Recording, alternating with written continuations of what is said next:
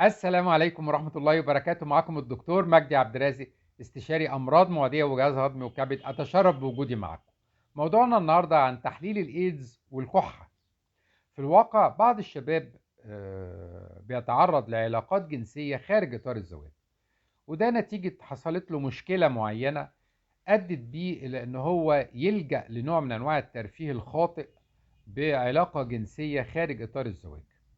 هذا الشاب بيندم على اللي عمله وبيتوب لربنا سبحانه وتعالى، وبيبتدي يدخل في مرحلة اكتئاب وخوف من ان هو يكون قد اصيب بمرض جنسي.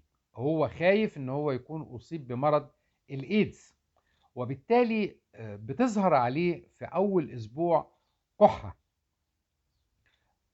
بيخاف تكون هذه الكحة علامة من علامات الايدز.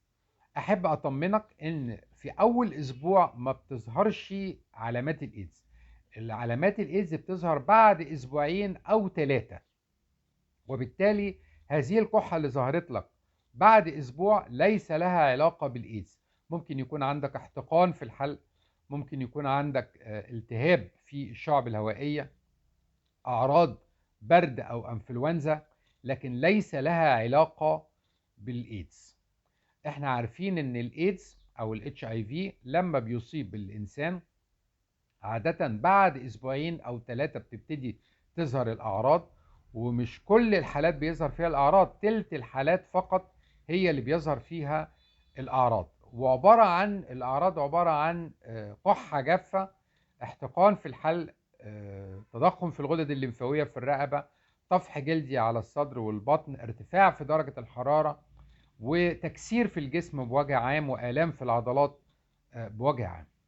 طبعا هذا الشخص اللي أصيب بالكحة هو قلقان، وبالتالي احنا بننصحه بأن هو يتابع أو يراجع أخصائي متخصص في الأمراض المعدية عشان يقدر يعرف ويميز هل فعلا أصيب بمرض جنسي ولا لا.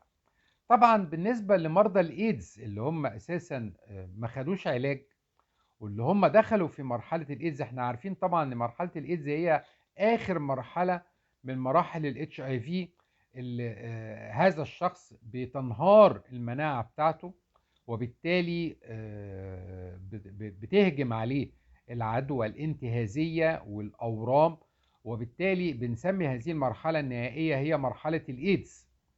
طبعا هذا الشخص ممكن فعلا يجي له كحة، لكن لأسباب مختلفة، منها عدوى بكتيرية زي الالتهاب الرئوي.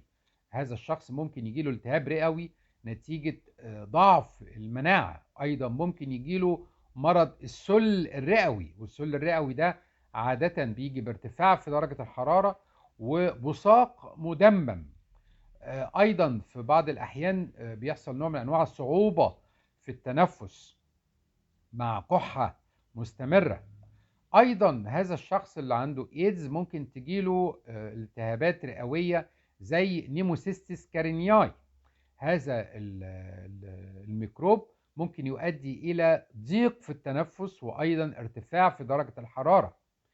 ايضا ممكن يصاب بالتهابات رئوية والتهابات شعبية. ايضا نتيجة المناعة المنهارة عنده ممكن تهاجمه فيروسات زي الفيروس المخلوي التنفسي او الهربز. كل هذه الفيروسات ممكن تهاجم مريض الايدز لضعف المناعة بتاعته. كذلك الارتجاع في المريء، هذا الشخص معرض لارتجاع المريء، وبالتالي يصاب بكحة نتيجة ارتجاع المريء. ايضا الفطريات ممكن تهاجم هذا الشخص وممكن تصيبه بالتهابات رئوية. ايضا الكنديدا اللي موجودة في الفم والبلعوم والمريء ايضا تساعد اكتر في وجود ارتجاع في المريء، وده يزود اكتر الكحة عند هذا الشخص اللي هو مريض الايدز في المراحل المتأخرة. طبعا مهم جدا ان احنا نعرف السبب، فبننصح هذا الشخص بان هو يراجع اخصائي امراض معدية، وايضا في بعض الاحيان بنلجأ لاخصائي صدرية عشان يساعدنا في التشخيص السليم لهذه الحالة.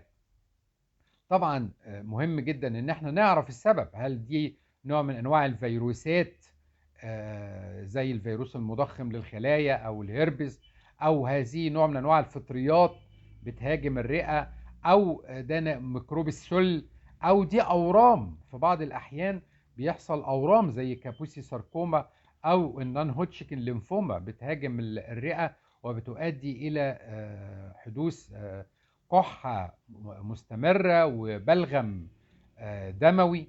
ايضا في بعض الاحيان بنلاقي هذا الشخص عنده التهابات في الجيوب الانفيه. هذه الالتهابات تؤدي الى افرازات في الحلق، وده ممكن يزود الكحه. ايضا في بعض الاحيان ممكن يحصل عنده تليف في الرئه، وبالتالي كحه وضيق في النفس. ايضا ممكن يكون هذا الشخص بالاضافه ان هو عنده مرض الايدز، الا ان في عوامل بيئيه اخرى زي ان هو مدخن مثلا، او بيتعرض لغبار او دخان او تراب مثلا، وبالتالي بتزيد عنده تهيج الشعب الهوائيه وبتزيد عنده الكحه. ايضا في بعض الاحيان بعض الديدان ممكن تؤدي الى زياده الكحه عند مريض الايدز، خصوصا الديدان الاسطوانيه او ديدان الانكلوستوما. مهم ان احنا نكشف على هذا المريض ونعرف التاريخ المرضي بتاعه ايه. وفي بعض الاحيان بنضطر ان احنا نعمل بعض الفحوصات زي مثلا صورة دم او وظائف كبد او وظائف كلى. بعض الاحيان بنلجأ لأشعة مقطعية على الصدر عشان نشوف اذا كان في التهابات في الصدر ولا لا، او أشعة مقطعية على الجيوب الأنفية.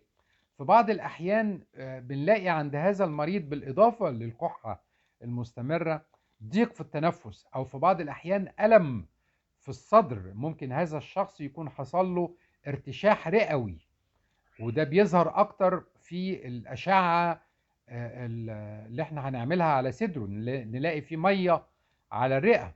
أيضا هذا الشخص ممكن يصاب بالإضافة للكحة إن هو يكون عنده حمى أو تعرق ليلي، او فقدان في الوزن، او ارهاق شديد، او صعوبة في البلع، او ممكن يحصل له فشل تنفسي.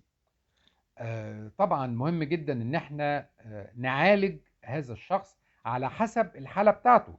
يعني لو كان الموضوع مضاعفات بكتيرية فاحنا هنديله مضادات حيوية. اذا كان فطريات فاحنا هنديله ادوية مضادة للفطريات. اذا كان في ادوية اذا كان عنده طفيليات فهنديله ادوية ضد الطفيليات. اذا كان اساسا محتاج ان هو يدخل عناية مركزة فيدخل عناية مركزة، ونحطه على جهاز تنفس صناعي لو احنا اشتبهنا ان هو عنده فشل تنفسي. اذا العلاج على حسب الحالة اللي قدامنا. ممكن يكون محتاج اكسجين. انا هسيب رقم الواتس بتاعي لو في اي استشارات او تقارير طبية. 02-010-27-28-477-8.